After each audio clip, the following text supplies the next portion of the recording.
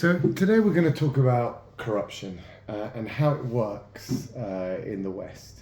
So it's no longer little bribes or they don't pay their taxes or stupid things like that. That's not the way things work anymore. Nowadays, what happens is a prime minister or president gets into power. They don't take any money, not one penny.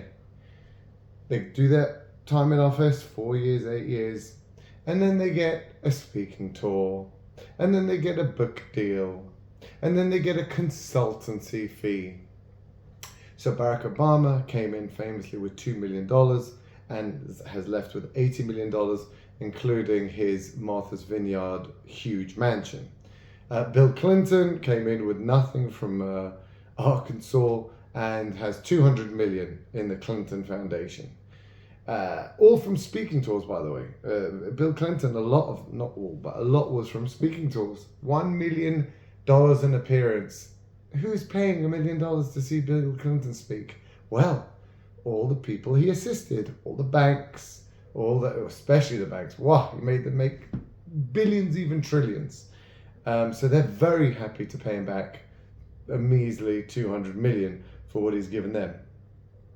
And this works in the UK as well. We just had in the UK Boris Johnson, ex-Prime Minister, only Prime Minister for like 3 years. And he was at the World Economic Forum in Davos.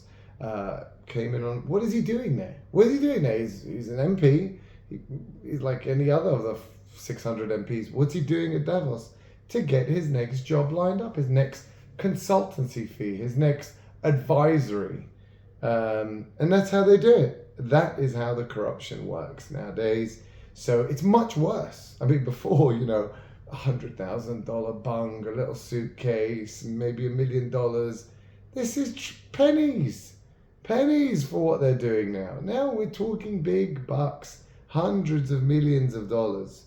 Boris famously refused to stop Huawei, the Chinese 5G company, working in the UK 5G, even after the Americans went nuts, even after the CIA went mental, even after the FBI went mad, even with pressure from Trump and Biden, he still refused until his backbenchers said enough is enough, and then he had to back down. Why would he be so adamant to fight this cause to the end?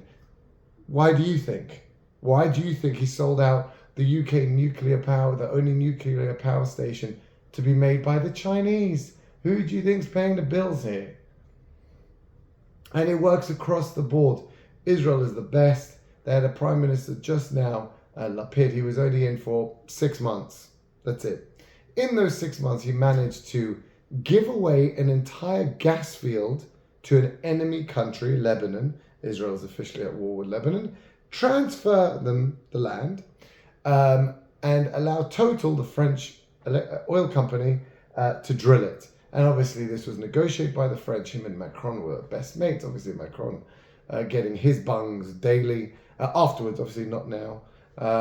And he was, they were best mates as Lapid sold off billions of dollars of assets and has got his millions for sure in kickbacks coming along. Again, it won't be a direct kickback.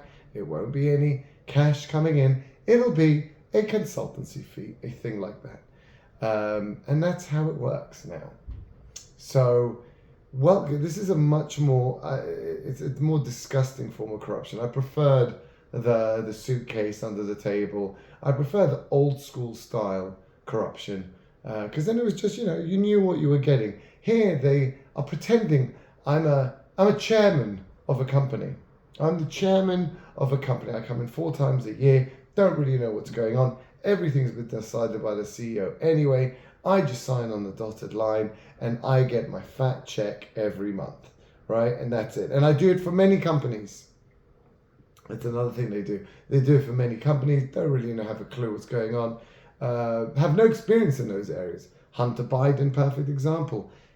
Was he on the board of a Ukrainian oil company? He has no experience in oil. He's never been on a board and has no idea what he's doing. Doesn't speak Ukrainian, but somehow gets on the board. No one asks any questions. Guys, this is so endemic in the entire Western world. we are so far down the world of the Roosevelts with what they call the robber baron era of the 1900s. We are way further than that. We're monopolistic, leech huge companies, all rigging the whole thing for themselves, paying off all the politicians, not directly, through these forms of bribing or giving them positions and whatever. It's disgusting, and there's no way out of it. The world is just getting more monopolistic. All the wealth is going to those huge companies at the top, to those people who own it, or those people who own it on the top, and they own all of the other companies. It's circular ownership. Each one owns every other it's incestuous what's going on.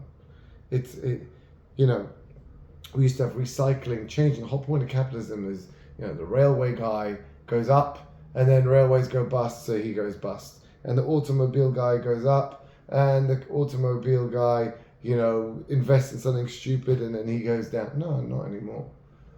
Not anymore. The rich stay rich forever. And no one is allowed into that club, and they just get richer. And that's the way it is. So we are in a period of history.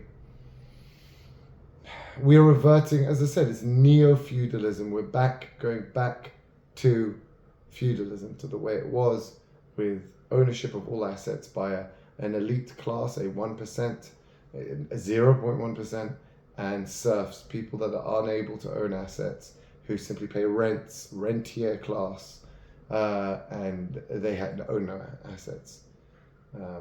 So, thank you very much.